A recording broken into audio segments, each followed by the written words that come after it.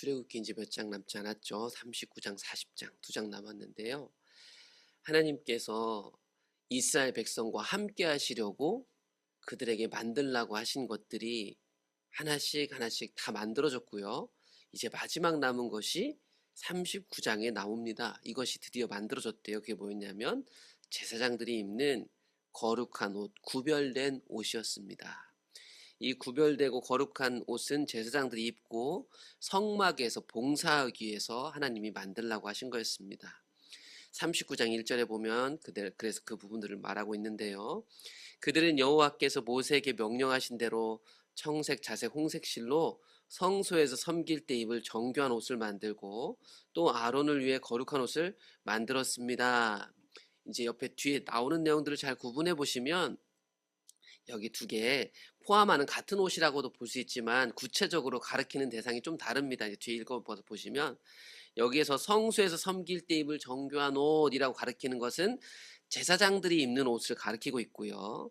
그 제사장들 중에 장 역할을 하는 보통 우리가 대제사장이라고 부르는 아론을 위한 옷 이걸 좀 나누어서 설명하고 있습니다. 그래서 39장을 읽다 보면 대제사장인 아론이 입는 옷과 제사장이 일반 제사장들이 입는 옷이 구별돼 가지고 이렇게 좀 나오니까 이런 부분들을 염두하고 읽어봅니다. 먼저 그 대제사장, 제사장들 중에 1번 제사장, 대표 제사장 역할하는 아론, 아버지 아론, 즉 대제사장의 옷이 먼저 등장합니다. 그는 또 금실, 그 다음에 색깔실들, 가는 배실들을 이용해 가지고 이 아론이 입는 대제사장이 입는 에봇을 먼저 만듭니다. 이제 대제사장 옷의 구성품을 제가 번호를 매겨본 거예요. 1번 에봇을 만듭니다. 이 에봇을 만들고 금을 얇게 쳐서 오려서 실을 만들어 이 색깔실과 이 가는 배실을 섞어서 정교하게 만든 옷이 에봇입니다. 이 에봇에는 어떤 부분들이 있냐면 어깨바지가 있고 또한 에봇 위에 에봇을 잘 이렇게 정리할 수 있도록 허리띠 같은 것도 만들어야 됩니다. 이 모든 것이 여호와께서 모세에게 명령하신 대로 이렇게 했습니다. 이렇게 말하는 거예요. 그래서 우리가 앞에서 이미 봤지만 그림으로 보여드리면 지금 에봇이 앞치마 같이 생긴 거 있잖아요. 알록달록한 이 앞치마 같이 생긴 것이 여기서 말하고 있는 에봇을 그림으로 그려놓은 겁니다. 이 에봇에는 어깨띠가 있다 해가지고 이 어깨띠를 여기 표현해 놓은 거고요. 그 다음에 여기 허리띠, 허리에도 이거를 하고 띠를 한다. 방금 어깨 바지뿐만 아니라 허리띠도 여기다가 표현을 해 놓은 겁니다. 다른 인터넷 찾아보면 이런 그림들도 많이 등장합니다. 이것도 뭐 이 말씀을 보고 구현해 놓은 거예요. 아무튼 이런 것들이 지금 에봇을 가리키고 있습니다. 이 에봇에 어깨 바지가 있었는데 그 어깨 바지에는 호마노라는 보석을 금테를 씌워 가지고 거기다가 딱 다는데 그 호마노라는 보석에는 이스라엘의 12아들들 즉 이스라엘의 12지파의 이름을 새겼습니다. 이스라엘을 대표해서 이 제사장이 성막에서 봉사하고 있기 때문에 아마 그러겠죠. 그것을 에봇 어깨바지에 답니다. 이것도 여호와께서 모세에게 명령하신 대로 하고 있는 겁니다. 그래서 여기 보시면 이 아까 에봇 어깨바지 잘 보시면 여기에 금테를 물려가지고 호마노에다가 이스라엘 12지파 이름을 새겨가지고 딱 붙였습니다. 장착을 한 거예요. 이게 제사장의 옷인 에봇이었고요. 여기서 끝나지 않습니다. 아론이 입는 대제사장의 옷 구성품에는 흉패라는 게 있어요. 가슴에다 다는 것이죠. 이 흉패도 정교한 작업으로 짭니다. 에봇과 같은 방식으로 짜요. 그래서 금실도 들어가고 색깔실도 들어가고 가는 배실도 들어갑니다. 그것의 길이가 한 뼘, 너비가 한 뼘으로 정사각형의 네모 반듯하게 두 겹으로 만들었대요. 거기에다가 12개의 보석을 가지고 붙이라고 명령하셨습니다. 이 보석들 12개가 뭐를 가리키는가 했더니 이스라엘의 아들들의 이름 곧 그들의 이름대로 12이라 도장을 새긴 같이 그 12지파의 각 이름을 새겼다. 이 흉패에도요 12지파 이름을 각각 보석에 물려가지고 이렇게 새겨서 달아라 이렇게 얘기를 합니다. 그래서 이 흉패가 뭐냐면 대제사장의 옷의 한 부분인 여기 가슴에다가 매다는데 정사각형에다가 보석 12개를 취하고 여기다가 이스라엘 각 지파 이름 하나씩 다다닥 순서대로 아마 새겼을 거예요. 이 흉패에는 어떤 부분이 있었냐면 이 흉패를 사실 에봇에다 연결해야 되거든요. 그래서 흉패에는 순금으로 노끈처럼 사슬을 따았습니다. 그래서 여기 보면 여기 사슬 같은 거 이런 걸 만들었다는 지금 얘기를 하는 거예요. 고리, 사슬 이걸 만들었다는 얘기를 하는 거예요. 또 금태 둘과 금고리 둘을 만들어 그 두 고리를 흉패 두 끝에 달았습니다. 이런 일도 왜 하냐? 이것을 에봇에다 붙이려고 하는 거예요. 그 따은 두 사슬에 다른 두 끝을 에봇 앞 두 어깨바지에 금태에 메고 그 다음에 흉패 두 끝에 달았다. 결국 이걸 장착을 잘 해라 이 얘기입니다.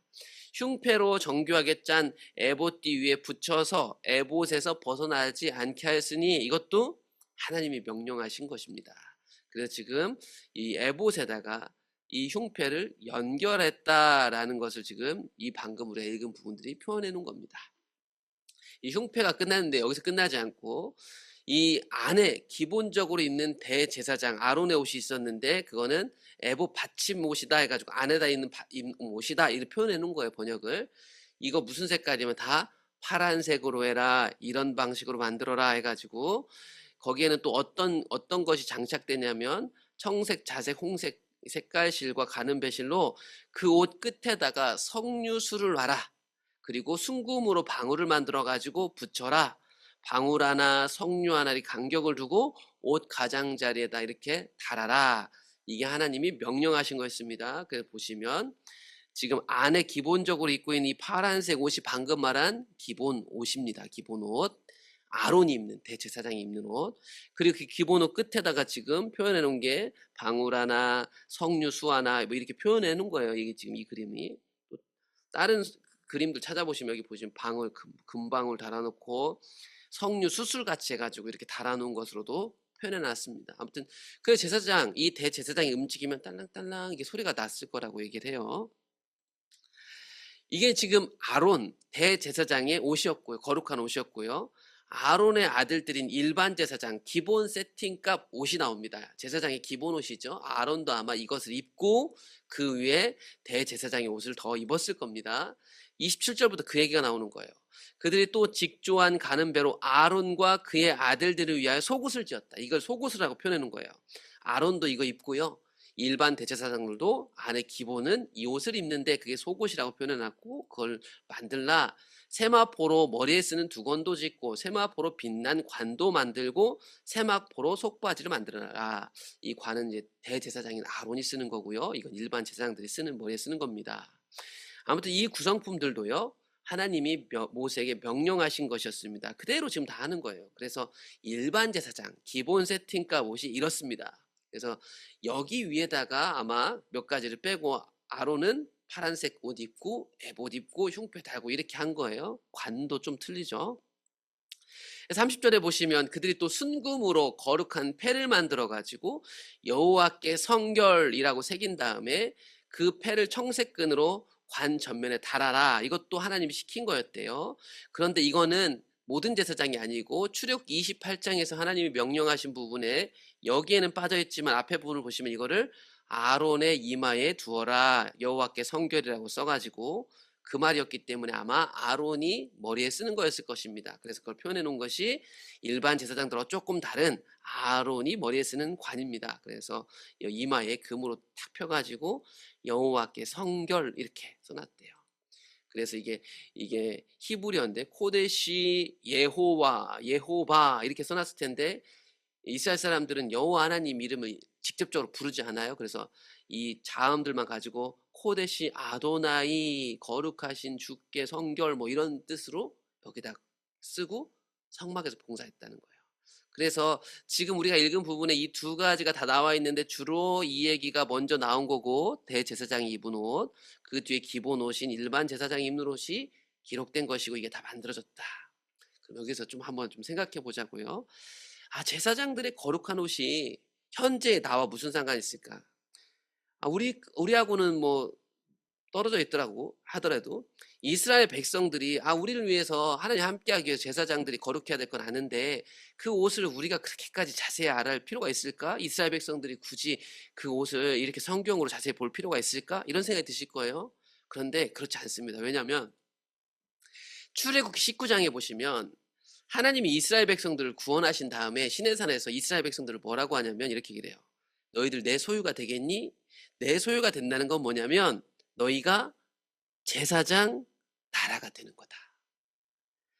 그러니까요, 이스라엘 백성들이 저기 성막에서 제사 지내는 그걸 주관하는 제사장을 보면 어떤 생각을 해야 되면, 아, 저 거룩한 옷, 저 모습이 바로 내 모습이 돼야겠구나 라는 것을 보는 거예요. 하나님 백성들이요, 여러 나라가 있는데 이스라엘 백성 전체는 다 제사장 같은 거예요. 구약 성경에 나온 제사장은 오늘날 목사 아닙니다, 여러분. 오늘날 모든 성도예요, 성도. 그러니까 이스라엘은 제사장 나라니까 저 성막을 볼 때, 아, 저 성막 특권을 받은 사람, 이게 아니고 그게 내가 돼야 되는 거예요, 다요. 저 사람들 입은 옷, 저렇게 거룩한 옷, 내가 거룩한 사람이에요. 그렇게 성막의 모든 일이 마쳤어요. 이스라엘 자손이 이와 같이 성막, 하나님이 만나주신 그 회막, 그 모든 일을 끝냈습니다. 이게 다 여호와께서 명령하신 대로 행한 것이었다라고 성경이 기록해요. 그들이 성막을 모세에게 로 가져왔으니 곧 막과, 그러니까 즉 명령하신 대로 필요한 것들을 가져오고 그대로 만들었다, 이걸 정리해 줍니다. 성막 안에 들어가는 증거궤, 거기 매는 채, 속죄소 이런 것들도 다 하나님 명령하신 대로 만들었다. 성막 마당, 즉 뜰에 있는 제사를 위한 것들도 하나님 말씀하신 대로 만들었더라.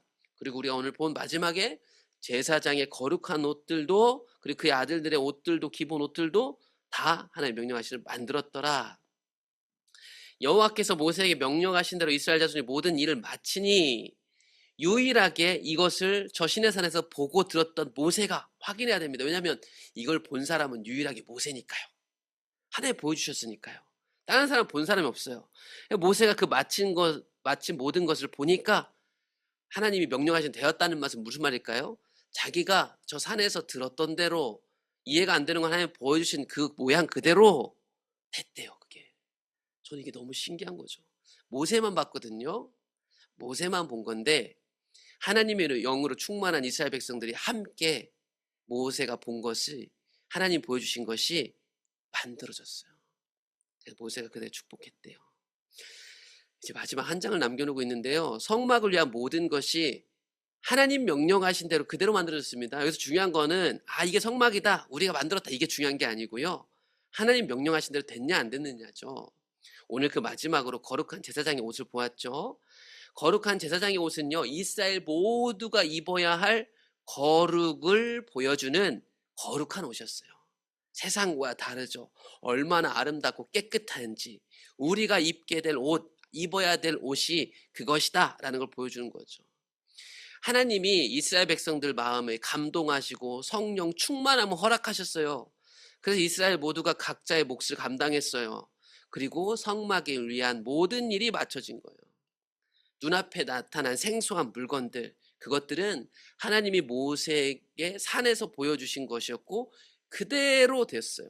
하나님이 명령하신 그대로 했고 그대로 나왔더라. 그러므로 다시 한번 반복해서 말씀드립니다. 하나님은 보여주시고 말씀하시는 분이요, 그것을 이루시는 분이다. 성경을 보고 신앙인이 어떻게 살아야 되는지 우리 다 알아요. 근데 오늘날 성도들이, 아, 그렇게 살 수 없을 거야, 그건 저 목사님 얘기일 거야. 아니요, 하나님은 우리에게 말씀하시고 그것을 이뤄낼 수 있는 분입니다. 한 주를 마치고 또 새로운 한 주를 맞이하면서 주일을 맞이하셨는데요, 우리에게 말씀하실 것을 이루시는 그 하나님을 기대하시면서 이 하루 예배하면 좋을 것 같습니다.